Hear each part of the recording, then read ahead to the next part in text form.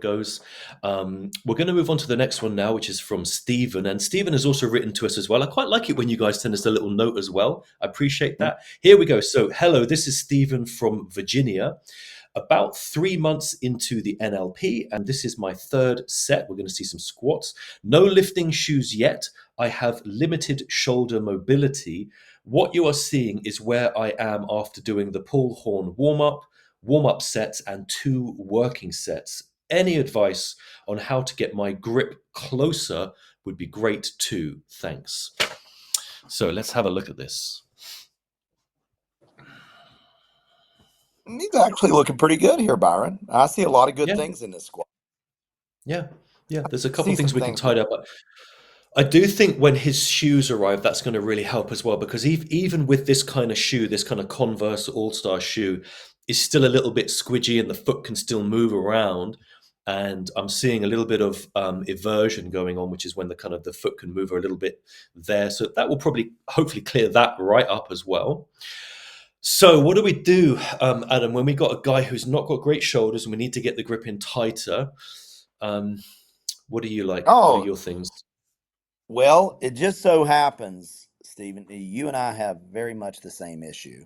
And you may never get that grip in any more than it is. Here's a thing about life, my friend. Ideally, we would bring those hands in another 2 inches, and it would really tighten that upper back a little more. But few ththings in life are ideal. So Mm. that means we might have to just settle kind of for what we have there. But like you, Steve or Steven, I want to make sure I'm calling him by the right name. I've got Stephen on the email here. I've got Yeah. Stephen on the sheet he sent us. Yeah. Like you, Stephen, I struggle with that as well, my friend, and it takes me several sets to Mm. really get set up. The one thing that may help you just a little bit, and sometimes in commercial gym, those J hooks, one setting can be too low, and the next setting up can be too high. You see how that has a big lip on that J hook? That lip's probably Hmm. 2 inches or something. Um, what I did was raise the bar one more, which brought it to the higher part of my chest, my sternum. That really helped me with that limited shoulder mobility. That might be something I really suspect he could probably come up one with that, maybe. But again, the next one up might be too high. Mm. So the other thing What I do can't you? help but notice, huh? Go Go on. ahead, Byron. Go ahead. I was going to say, just staying on the grip for a second. What do you think about indicating a thumbs around grip for Stephen? How do you feel about with that? Do you use that at all yourself, or? Yeah, well, yes. Mm. Initial warm-ups I do, but by the time I get to my work sets, I'm usually okay, thumbs over at that point. I don't Mm. know that there's a lot of need to change his grip all the way around. There Mhm. are some things you can do, Stephen. Maybe chalk the upper back a little bit, kind of to aid the barbell to stabilize there a little more. But again, bringing his grip in anymore, Byron, what that's going to do is that's going to just begin pushing the bar up his back. You see what I'm Yeah. saying? It's just start Yeah. pushing the bar. Excuse me. The Yeah, and I he think so. So Stephen, I suspect you've already had this problem, but you're torquing your elbows in Mm. as you're descending into the squat. You're torquing those elbows down, and I'm afraid that that's going to lend itself to some tendonitis in the future. So I would really like to see you put those elbows in place and keep them there. Watch the elbow, Byron. You'll see them start to drop. Look at the Mhm. left one over Yeah, there. no, I See can it see it. drop? I can see it. I can see it. I wonder if, do you think the bar could be a hair too low on his back? Mick, could you wind the tape back so where Stephen gets under the bar for us? Just to see, have a look, Adam. What do you think? It's so difficult to tell. There it is for sure. But I That think he looks low to makes me. a little adjustment. Let's see if he makes a little adjustment to the bar right before he unrocks.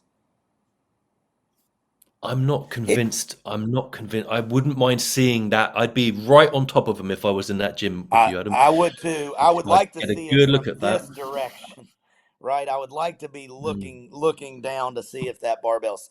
Um, it could be a shade low, Byron. mm. I can definitely see that he's probably, you know, uh, maybe a around grip here might actually be appropriate, Byron, to your Mm, point, looking at his elbow, considering what his elbow's doing, and he just Mm. looks generally uncomfortable, doesn't he? He looks like he's just Mm. generally uncomfortable.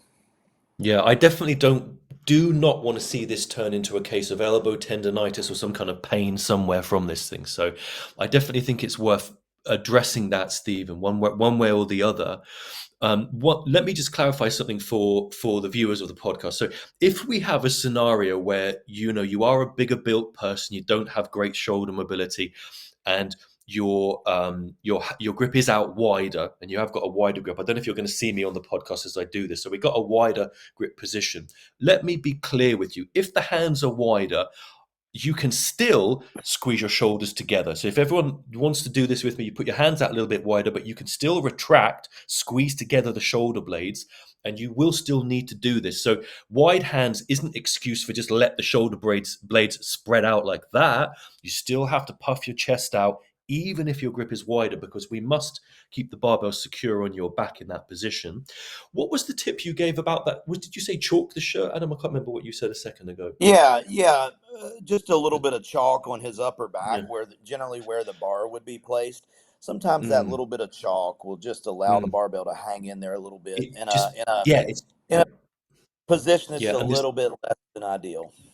the other thing I'll sometimes do as well is I'll put some sport tape on the bar as well. If you've got a bar with no knurling, and the thing is, in some commercial gyms, some of the knurling on the bars is so smooth it may as well be coated in butter.